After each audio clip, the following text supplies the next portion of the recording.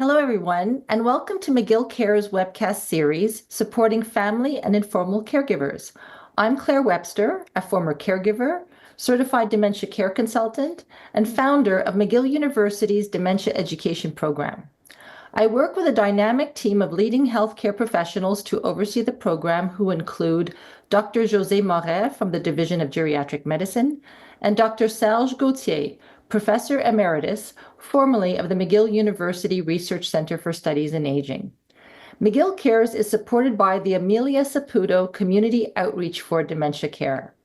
The McGill Dementia Education Program offers a comprehensive range of free resources to educate and support persons living with dementia, family and informal caregivers, healthcare professionals, medical students, and the public at large.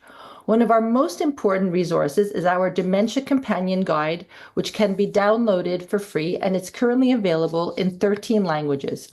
Printed copies are also available on Amazon. We also recently launched a free new online education program that has 10 modules, and you are able to go at your own pace. So please have a look at it. It's available in English and French. So today's topic is strategies to minimize financial stress of aging parents. My guest is Sarah Widmeyer, Senior Vice President, Wealth Strategies and Chief Marketing Officer at Richardson Wealth Limited. Ms. Widmeyer currently serves on the board of directors of the Alzheimer Society of Toronto and has served for 8 years as a director of the Women's Brain Health Initiative, a charitable organization focused on funding research and creating educational programs to combat brain aging diseases that primarily affect women. Sarah and I met at a wonderful panel that was hosted by the Globe and Mail in October, which focused on women caregiving and the financial stresses that people face. And I felt that we had an amazing connection, and I wanted to have her on McGill Care. So welcome, Sarah. Thank you so much, Claire. I'm so pleased to be here with you today. Well, so today we're going to be talking about financial planning best practices, including some simple tips to minimize financial stresses felt among family members who are caring for aging parents, which is a very common reality, unfortunately. But before we get into the topic, maybe you can just share with our viewers your own personal journey as a caregiver to your parents. Sure. Thank you, Claire. It really began probably about 12, 13 years ago when my father was diagnosed with a very aggressive form of prostate cancer. Prostate cancer diagnosis is usually not a bad one. Unfortunately, Dad's was not good. So my brother and I, we're a family of two. We call it two only children. We're 10 years apart. Doubled down and really started the care journey with my father. And he lived about an hour outside of Toronto, and Toronto was where his healthcare was. So it became a bit of a exercise in juggling schedules and talking to our employers about flexibility to get Dad to where he needed to go. So long story short, 9 years later, Dad finally succumbed to the disease. He was only given about a year. He got 9. We were so focused on my father that we lost sight of my mother. And my mother, unfortunately, we figure now that we think about it, was probably suffering from Alzheimer's a good 5 years into Dad's journey. And it became very obvious to us when we had the funeral for my dad. He passed away right before COVID. So when funerals were still very well attended. And we saw her there very clearly and plainly and knew that something was wrong. So Mom had a short journey then with Alzheimer's with us. It was only 3 years, but it was 3 years through COVID. And then she passed in November of 22.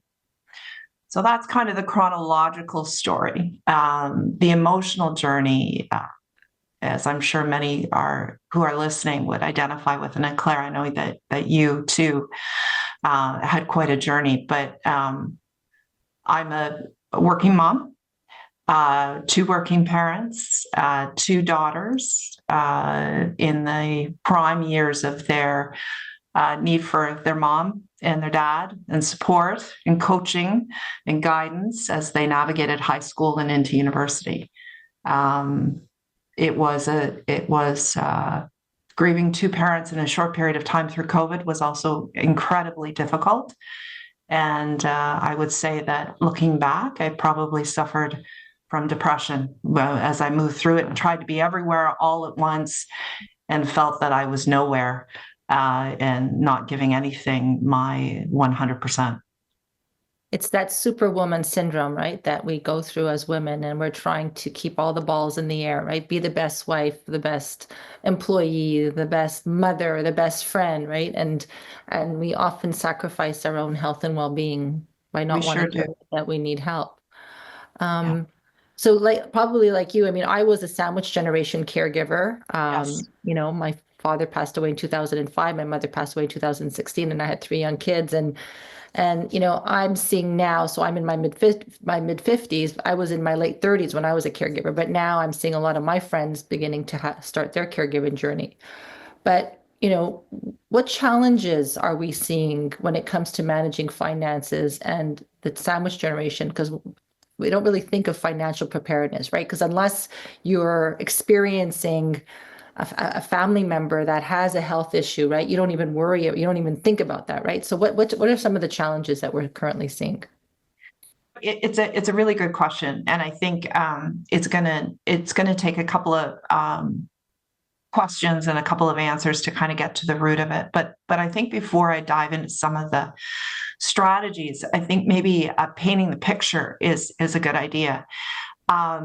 When we talk about the cost of caregiving and financial preparedness, there's a number of different factors at play. The first thing I think that we need to spend a little bit of time on is the amount of unpaid hours that are being asked of caregivers. And when I say being asked, we do it because we love our parents, we love our children, we want to do it.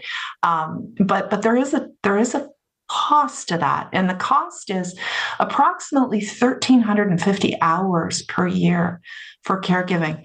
Think about that for a minute. That is about almost 4 hours extra a day.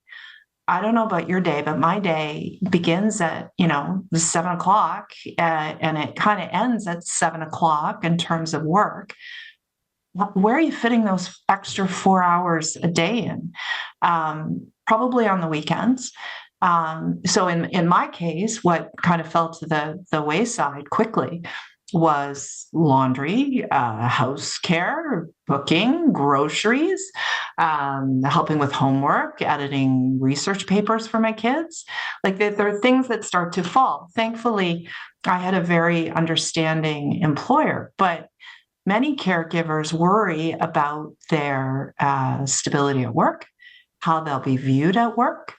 Not everyone has a flexible employer, not as understanding. I like to manage that there's 24 hours in a day, and when you get your work done and how you get it done is up to you. Not everybody's like that. So 1,350 hours of basically unpaid work. The other thing to think about is that most caregivers are women. Over 50% of caregivers are women. There is a financial toll on women. A couple of stats. First stat is, do you know, Claire, the average age of widowhood in Canada? It's a good question. 56. 56. 56. So at average age of 56, women are finding themselves widowed. It's a government statistic, and go ahead and look it up. I raised it at a party. I'm sure you're thinking, oh boy, I want to invite Sarah to my next party. But 56. So what that means is 9 out of 10 women will be solely in control of our financial future. Right now, a lot of women depend on their husbands to make those decisions. I'm in the business. I see it. It doesn't mean that women aren't interested. It means just from a more traditional perspective, we let men worry about investments and financial well-being. So we're thinking about perhaps our financial futures. We're still only making 83 cents for every 100 cents that a man makes for the same job. We are primarily caregivers. We're taking time off to look after children, and we're taking time off to look after our spouses or our parents. Our savings timeline is shortened significantly. And so financial considerations are a really big weight on a lot of people's shoulders, particularly women as caregivers. So there are important things that we can do, and we'll talk about that in a minute. Mm-hmm. In addition to the 1,350 hours that we're spending on caregiving, we are also picking up additional expenses. I know that I picked up groceries for my mom. I know that I arranged for transportation. I never charged her back for this sort of thing. Mortgage rent payments. Kids are picking up mortgage and rent payments for their parents. They're financing home modifications. So perhaps there's a disability or a mobility challenge, helping with chairlifts in the house, putting ramps up to the front door. Something's got to give. And unfortunately, sometimes it's not just finances, it's also our mental and emotional wellness. So what conversations, Sarah, should people be having with their parents around financial and estate planning? And what questions should families be asking during these conversations? I mean, it's very difficult. I mean, I know that the families that I work with, I would say about 50% of them have never had this conversation with their parents, right? And depending on the cultural background as well. So where do we begin? Every family is different. And I will say that I can tell you what we did as a family, but I know that our family is not the same as your family or your listeners' families. It requires you to be, I think, sleuths. You really need to start paying attention to your parents and where they hide things. My mom, parents in the Depression age. Growing up, they didn't trust banks the same way we trust banks today.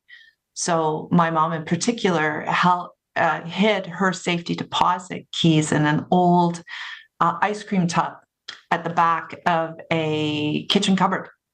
And mom put her power of attorney and other important documents like her passport in a baggie in the ice compartment in the freezer. So, it does require you to start paying attention to where your parents' hiding spots are.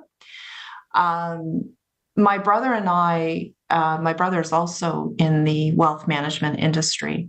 And we decided to sit down with a bottle of wine and go through it with my parents.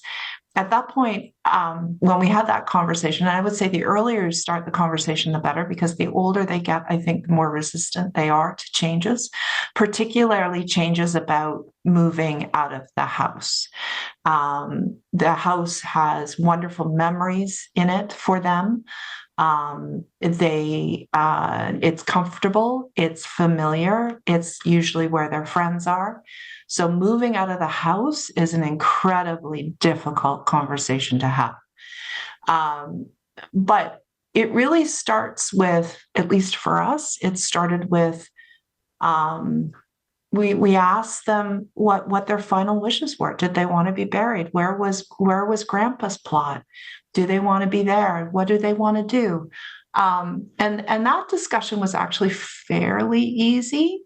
And then we moved into bank accounts. And then we moved into what did they want to give the grandchildren? And where was the will? Who wrote the will?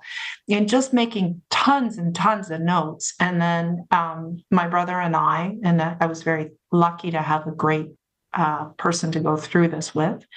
We made notes, we wrote up to-do lists, and then we started chasing things down. regarding the house, one of the things that I did is I took a day off work and I drove to Waterloo, which is where I grew up, about an hour outside of Toronto. And I visited 8 retirement homes. And I put my name down in 3, and I put my deposit down in 3. I did that 2 years before my mom actually made the move from the house into a retirement home. So, it requires you to be a little sneaky, a little sleuthy. And my best advice is just to start talking. We have this phobia that we don't talk about money with our parents. At least we did. And it's important to overcome that. Talk about the cottage, talk about the house, talk about the cat, and you just start with the easy questions, and then it starts to roll, and then you can get to some of the more difficult questions. And I think with all the best intentions, sometimes it often takes a crisis to happen before the conversations happen. Because I've worked with families where they absolutely refuse, but then suddenly somebody suffers a significant fall, or they have this, terminal illness where there's no choice, right? And sometimes it does take a crisis for the conversations to happen. But like you said, we want to try to avoid, because then everybody's in a panic, right? If you're waiting to the last minute, everybody's in a panic. So you want to have these conversations as early as possible. Yeah. There's 2 things I would say there is my mom broke her wrist, and that was the impetus to moving into the home. Thankfully, I put my name on these lists 2 years earlier. And so what happened in the last, I'd say almost a year, my name popped up and on the list. It came up next on the list, and the retirement home worked with me. And I said, we're not ready yet. And so they went to the next person on the list. And then they called me again. I said, we're not ready yet. And then it went to the next person on the list. But I never went to the bottom of the list. I stayed at the top. I was always the first call, but I had the right of first refusal. And so when mom finally had that accident, and honestly, it seemed like it was the only way we were going to get her out of the house, the retirement home was ready, which was really, really fortunate for us. The other thing I would say is it does require us to become the parents. And a lot of kids aren't ready for that. And that's an emotional hurdle that you have to overcome. My mom spat at me when I said, you're not going back to the house. She spat at me. This is my mom. It was crushing. Mm-hmm. But you got to be the parent. And I'm telling you, Claire, she would have burned herself down in that house if we kept her there much longer. So, it does require you to be the parent, and they don't hate you, and they don't, it's passing, they're upset, and life will move on. So unfortunately, one of the biggest stresses that families face with regards to this disease is financial. Like when I ask caregivers, what's your biggest stress when it comes to caring for a parent? It really comes down to the financial stress. And the more the disease evolves, the more care that is required. So maybe you can paint the portrait of the financial costs that many families incur, I know you have some examples of Toronto, but I really think that it's pretty much similar, Toronto and Montreal. Yes. What is the cost of the home care, the private residences? So to give an overview, because I think the numbers are often quite shocking to people. Let's do that. So Claire, good question. Yes, it's staggering. Basic caregiving in Toronto is about $15 to $25 an hour. And you can see I put Montreal costs, what I could find, it about the same. Interestingly, you started a higher number. Vancouver, a little wider range. But this is light caregiving. This is, so we hired someone in the beginning to be this for my mom. And her name was Andy, and God bless her. She was amazing. It was socialization. It was conversation. It's light housekeeping, which means kind of just tidying up. It doesn't mean running a vacuum cleaner. Going for walks, dropping in, bringing over some fresh muffins, that sort of thing. It's someone to be kind of a hired friend, someone who is there. They're fairly easy to find. Think of, kind of nanny. This is a great way to start to kind of edge into it. And I would say the sooner people start with this, the better, because particularly with Alzheimer's and dementia, people suffering from those diseases really like routine. And so when you introduce something new, it takes some time to get used to it.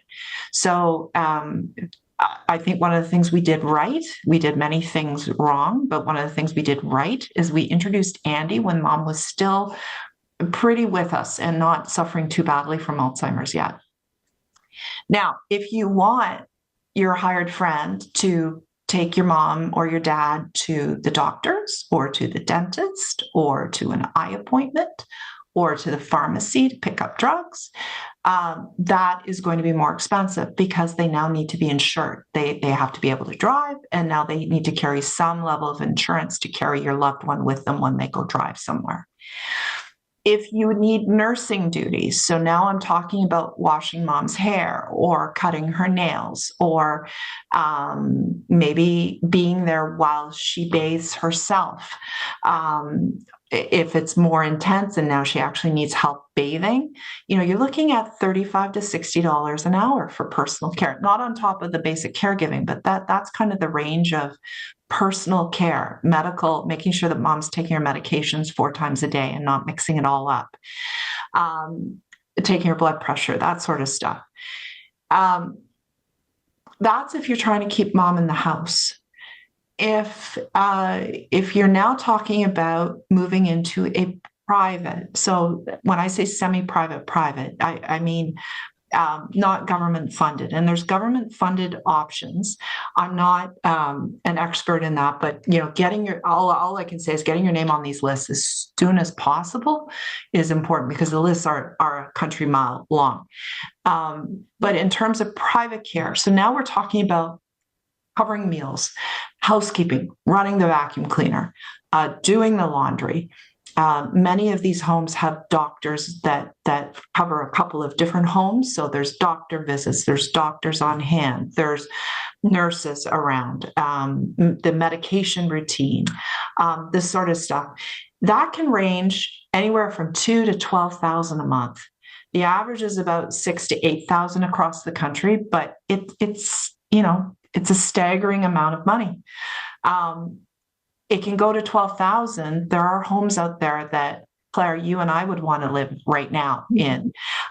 They've got movie theaters, they have bowling alleys, they have games night, they have movie night, as I said. There's hairdressing salons, nail salons. They've got multiple different restaurants. Some of these places are amazing. And of course, with amazing comes additional cost. Mm-hmm. And I would add a couple of notes regarding, so with regards to the companion care that you were referring to, there are some really reputable home care agencies in Montreal and Toronto that I really suggest people look into, but you have to really make sure that if you are hiring somebody, especially to take care of somebody who has dementia, that they are well trained. So that's very important to make sure that, the agency isn't sending someone who's never had experience with a person living with dementia. So that's important to do your research. And as well as these private residences, many of them promote memory care.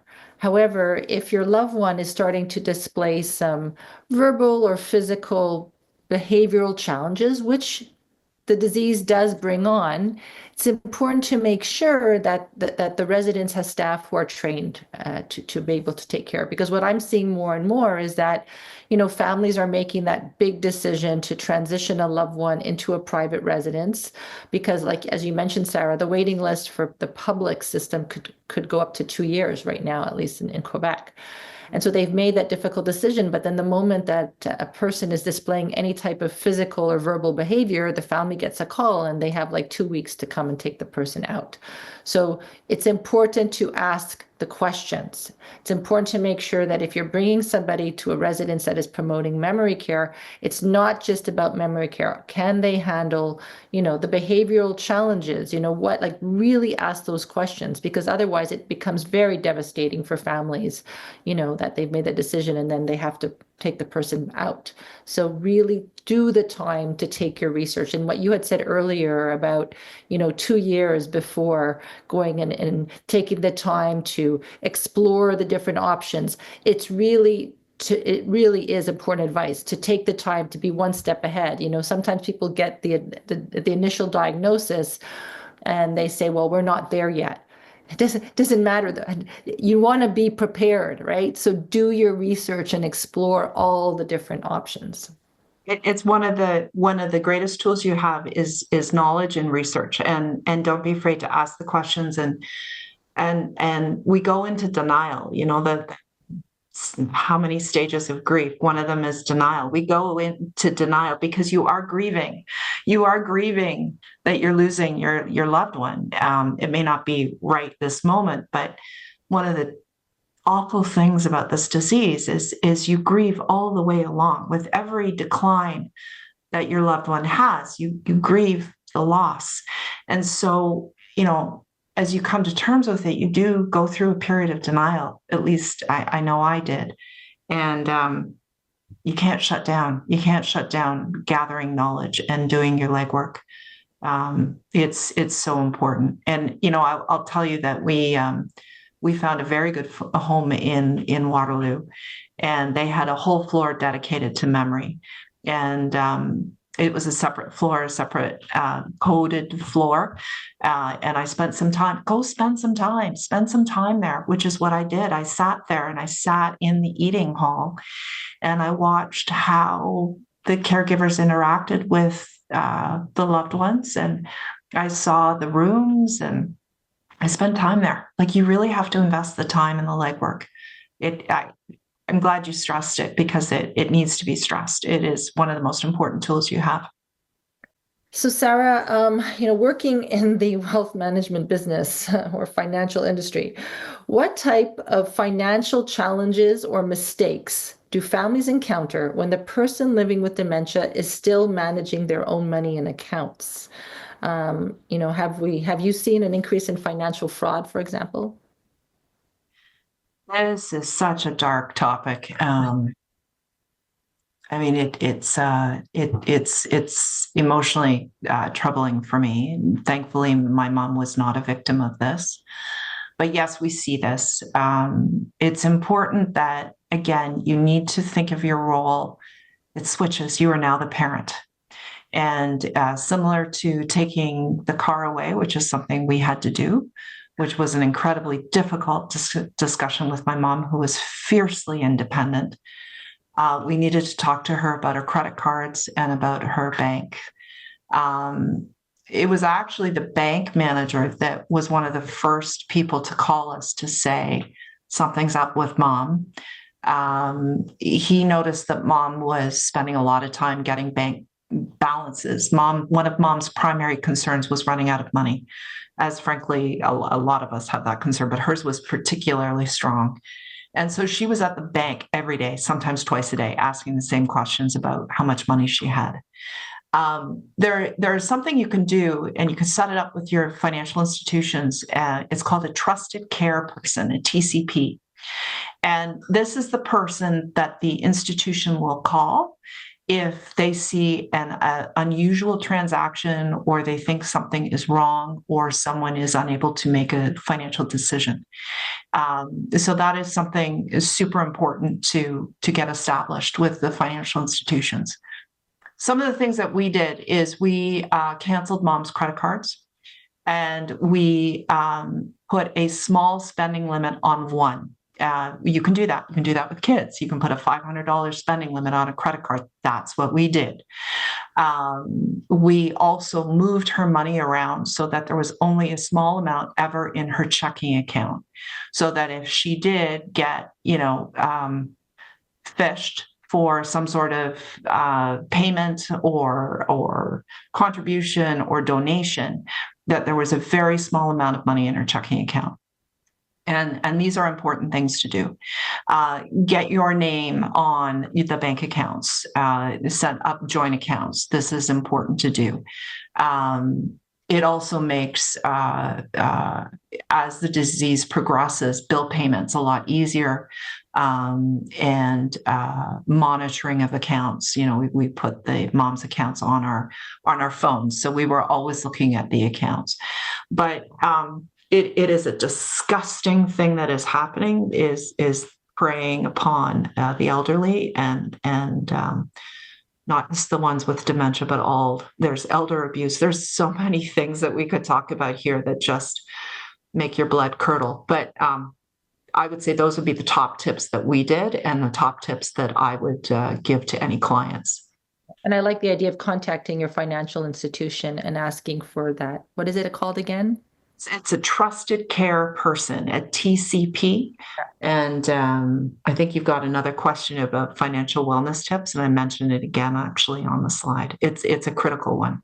So I know that you have a really great list of tips now. So what recommendations and strategies would you have to ensure that family members are best prepared in the event that they suddenly need to take over financial legal affairs?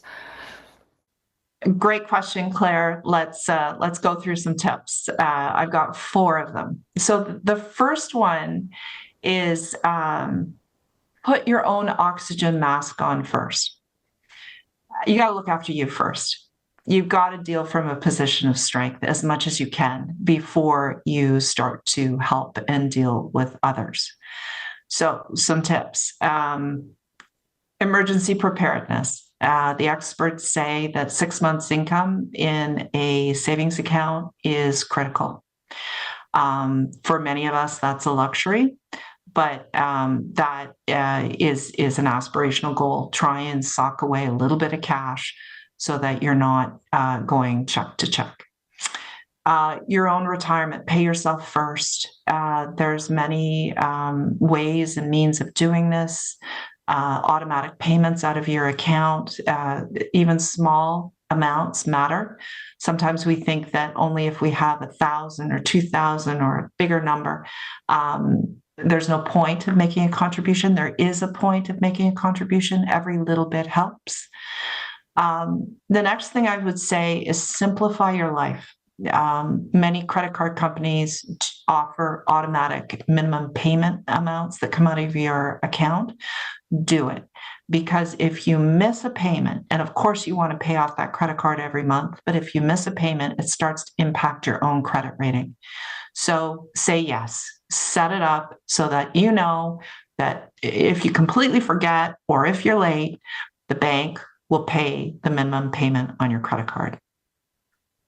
Tax planning, really important to understand what the tax incentives are and government benefits. There's many government benefits, including OAS and GIS.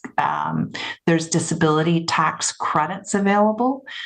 There's EI caregiving benefits that you may be eligible for. So it's really important to understand what those tax incentive and government benefits are. They're meant to help you. Employee support programs. Many employers have something called an EAP assistance, which is an employee assistance program. It's a 1-800 number in most cases, and you get a qualified social worker that will help deal with perhaps some emotional trauma that you're feeling. This is completely confidential. The employer does not know who's calling or what they're calling about. And they are, in most cases, a free service to the employee. The other thing I would say, being an employer myself with a very large team, is it's really important that you communicate with your employer. A lot of people think that they're going through their own private hell and they want to keep the details of that to themselves. This is actually the time to communicate. This is actually the time to actually go to your employer and say, I may be late. I may need to take some time off. I will make that time up on the weekend or after work at some point. This is what's going on. We are all people, and we are all going through our own life journey. And it's important to trust your employer that they'll relate, they'll understand, and hopefully give some flexibility. Life insurance review. This is, life insurance only gets more expensive the older we get. And so it's important to also review your own life insurance needs. It's really helpful to have some insurance on hand when you are settling an estate. There's expenses, there's credit card bills sometimes to pay off, there's lawyers' fees, there's probate. Insurance is a wonderful way of settling an estate, let alone passing wealth on to the next generation. So we talked a little bit about this earlier, financial transparency. And this is, again, a little bit aspirational in some ways. Not all families have transparency around finances, but aim to have that open conversation in however you approach it with your parents. But here's some tactics that might help you. Assets and liabilities. You want to get a hold of where the money is. So is it at BMO? Is it at TD? Is it at a credit union? Where is it? What branch? What account numbers?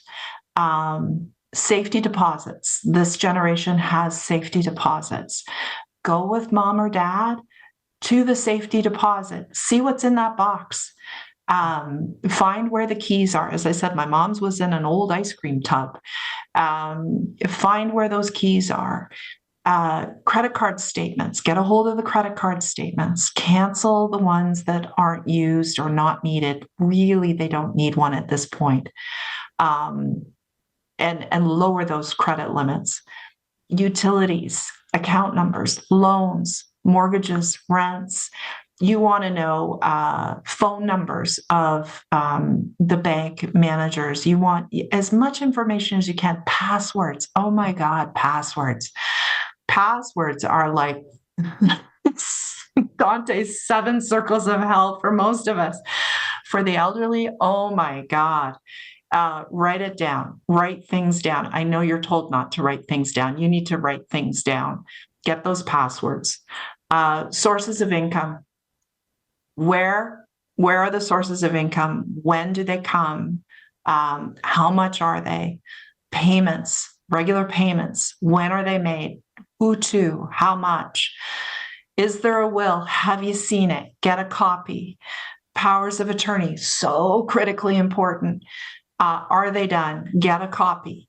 And then that trusted contact person, get yourself named as the trusted contact person for mom and dad's accounts at the banks and at the wealth management firm. Okay, now for you, make sure your own estate plan is in order. Do you have a will? Most of us don't. Do get a will done. Power of attorney. One of the things I like to talk about with the will is we leave it to the end. We've all watched the movies where, the kids, the aunts, the uncles, they're all brought into the room. The lawyer pulls out the will and starts to read it. Life is not like that. That's not how it happens. Why not sit down with your loved ones and say, Pat, you're getting the piano, and this is why. And Alex, you're getting grandma's china, and this is why. Why leave it to after the fact when you're gone and you can't explain why you made the decisions and the bequeaths that you did? Have the conversation now. Executor. I could do a whole call on executorships.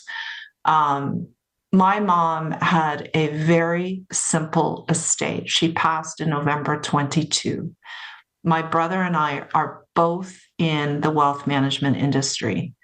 My mom's estate will probably be finally settled this May. It is a long, protracted journey.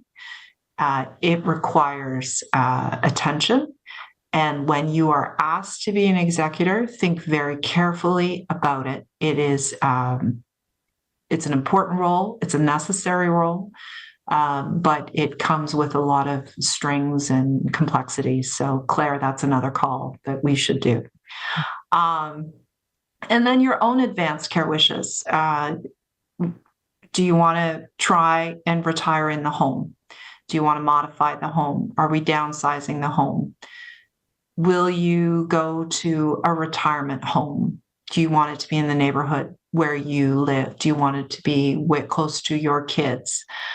Where they live. These are things that, you really need to talk about.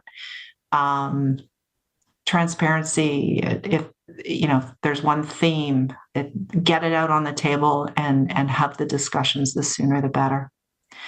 And I guess my last tip would be talk to a financial advisor. They are your coach. They are in your corner. They're going to hold you accountable.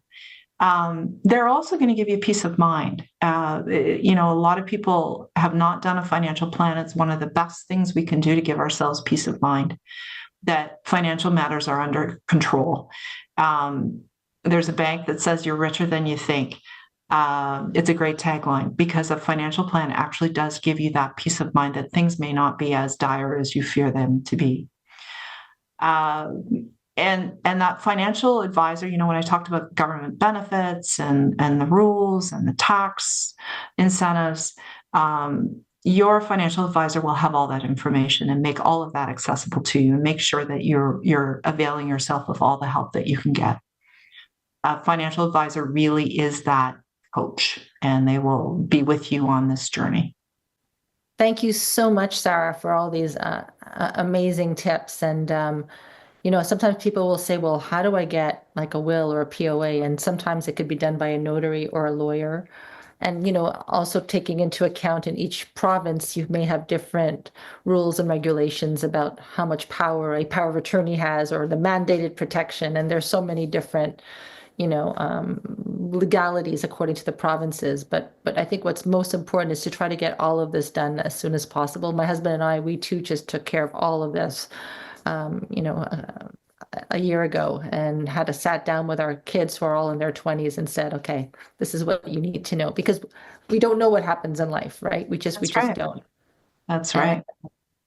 Anyways, I appreciate so much the time that you took today, not only sharing your professional experience, but your own personal journey, because that really made a difference, because you get it. You understand what caregivers are going through. So thank you so much for being with us. And I'd love to have you on again. Okay, my pleasure. I loved it. Thank you, Claire. It was so great to connect with you back in October, and it is this. These are important conversations, and even if you just take one or two threads out of what we talked about over the last 45 minutes or so, you're going to be so much further ahead than you were before you listened to the chat. So happy to be here, and thank you. Well, thank you so much. And thank you all for watching our webcast today. This webcast is an initiative of the McGill University Dementia Education Program, which is funded by private donations. If you would like to make a contribution to our program or for more information, please visit us at mcgill.ca/dementia. And if you would like to join our mailing list to be notified about upcoming episodes of McGill Cares, as well as other important initiatives that we have, you can sign up on the website, or you could send us an email at dementia@mcgill.ca. Thank you for watching.